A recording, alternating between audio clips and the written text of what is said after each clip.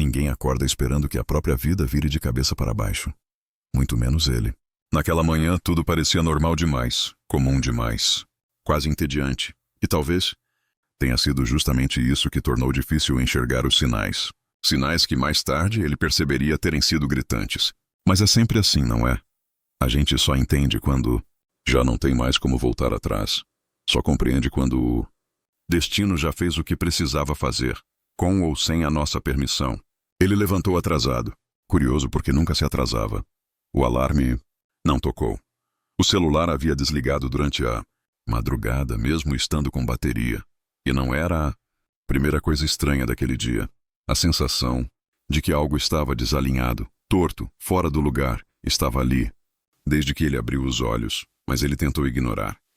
Como qualquer pessoa faria, ele só queria seguir o roteiro de sempre, cumprir sua rotina, chegar ao trabalho no mesmo horário, passar pelos mesmos lugares. Queria que a vida seguisse no piloto automático. Mas aquela manhã não estava no piloto automático. E só depois ele entenderia o motivo. Saiu de casa com pressa, quase esquecendo a chave. Perdeu o ônibus por poucos segundos. E enquanto observava o veículo se afastando, sentiu a irritação pulsar no peito, como se tudo conspirasse contra ele. Caminhou até o ponto seguinte. Encontrou mais trânsito do que o normal, pessoas mais impacientes do que o comum, e a sensação de frustração só aumentava. Ele não sabia, mas estava sendo empurrado, desviado, atrasado de propósito. E esse propósito o acompanharia por muitos anos. Até que um dia se revelaria com brilho cruel e perfeito. Quando finalmente entrou no ônibus, um pensamento estranho cruzou sua mente. Talvez eu devesse ter ficado em casa hoje. Ele riu sozinho. Não era supersticioso, nunca foi. Mas aquela frase ficou dando voltas dentro dele como um eco que não queria desaparecer. E, enquanto observava a cidade passando pela janela, notou algo ainda mais incomum. Tudo parecia lento, como se o dia caminhasse alguns passos atrás dele. Como se alguém estivesse segurando seu destino pelo colarinho, impedindo que ele avançasse. Chegando perto do trabalho, o motorista fez um desvio inesperado. Uma rua havia sido interditada. Outro atraso. Outra barreira. Ele bufou, reclamou. Fechou os olhos tentando respirar fundo. E naquele exato instante, seu celular vibrou. Havia ligado sozinho, sem que ele conectasse no carregador. A tela acendeu com uma notificação. Notícia. Urgente. Ele quase ignorou. Mas algo, talvez instinto, talvez destino, o fez tocar na tela. E foi ali, no brilho azulado do celular, que a tragédia explodiu diante dos seus olhos pela primeira vez. O noticiário mostrava imagens, ao vivo, o prédio onde ele trabalhava. Ou melhor, os destroços dele. Uma explosão. Uma estrutura que simplesmente cedeu. Pessoas correndo, sirenes, fumaça. Tanta fumaça que parecia impossível que vida alguma pudesse ter resistido lá dentro. E seu corpo inteiro gelou. Ele não conseguia respirar. Seus pensamentos se embaralharam. Ele encarava a tela sem acreditar no que via. Deveria estar ali, no exato ponto do colapso, no exato minuto da explosão. Talvez na sala onde costumava tomar café, talvez no corredor, onde sempre passava reclamando da vida. Talvez sendo uma das pessoas das quais agora só restavam perguntas. O ônibus parou bruscamente e todos olharam para ele quando o celular escorregou de suas mãos e caiu no chão. Ele não ouviu nada. Não viu ninguém. Só repetia e silêncio. Era para eu estar lá.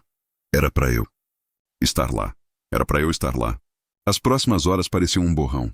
Parentes ligando desesperados. Amigos perguntando se ele estava vivo.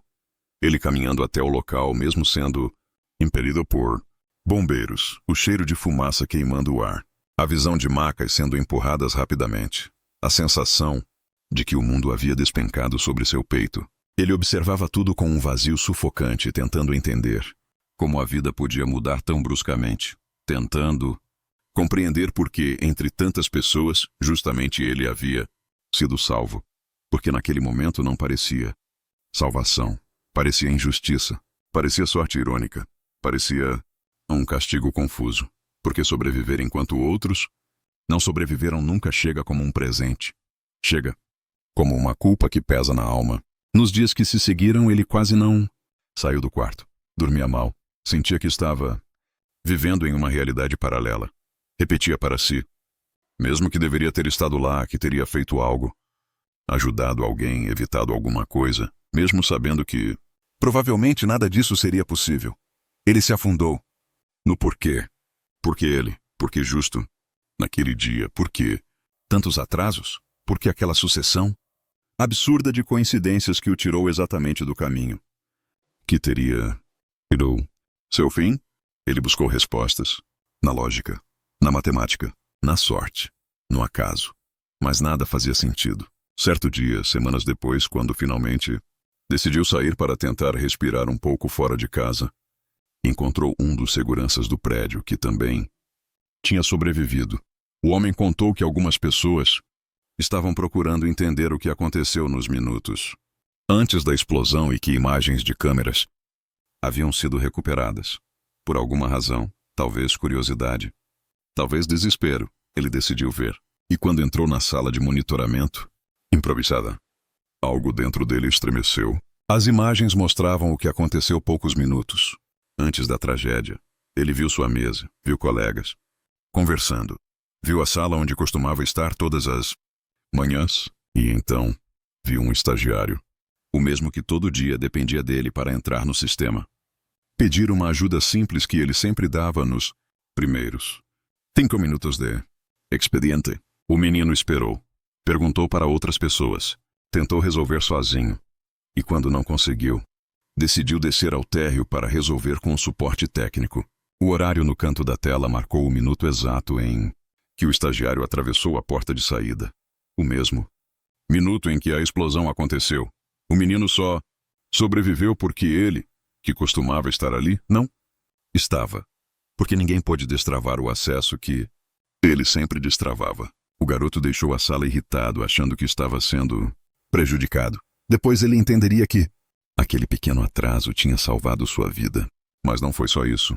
As câmeras mostraram também uma colaboradora que sempre esperava por ele no elevador, porque morria de medo de subir sozinha. Naquele dia, ela perdeu a hora. O elevador ficou vazio. Ela desceu pela outra torre, alguns minutos depois. Ilessa. Mostraram ainda 2 homens que só foram almoçar mais cedo, porque ele havia mandado mensagem no grupo dizendo que se atrasaria e que alguém pudesse abrir a sala. Eles resolveram ir antes. Foram salvos justamente porque ele não chegou. E conforme ele assistia, algo dentro dele começou a quebrar. Não era tristeza.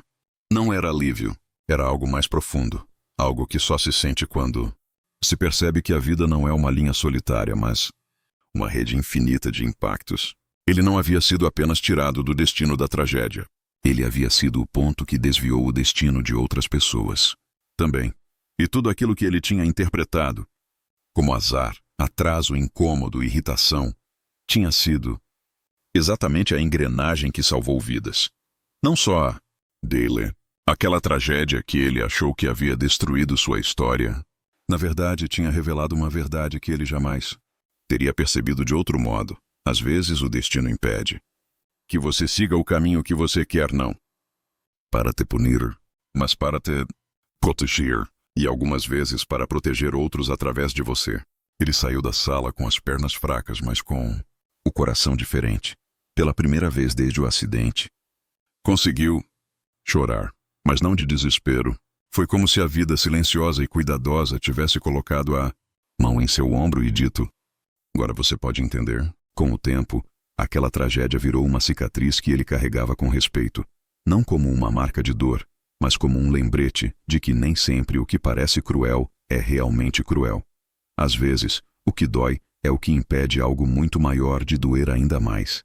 Ele reescreveu sua vida, refez planos, mudou de carreira e, principalmente, aprendeu a respeitar os atrasos, os desvios, as pausas, as portas que se fecham na nossa cara sem explicação. Porque hoje ele sabe, nada disso é por acaso, nada disso é perda, nada disso é castigo. São movimentos invisíveis que mais tarde fazem sentido com uma perfeição quase assustadora. E quando alguém pergunta como ele superou tudo isso, ele responde com a mesma frase que carrega no peito desde aquele dia: A tragédia que eu julguei injusta era o milagre que eu ainda não tinha entendido. E agora eu quero saber de você. Já viveu algo que parecia ruim, mas depois fez sentido? Comenta aqui, compartilha sua história. E se esse vídeo te tocou de alguma forma, deixa o like, se inscreve no canal e ativa o sininho.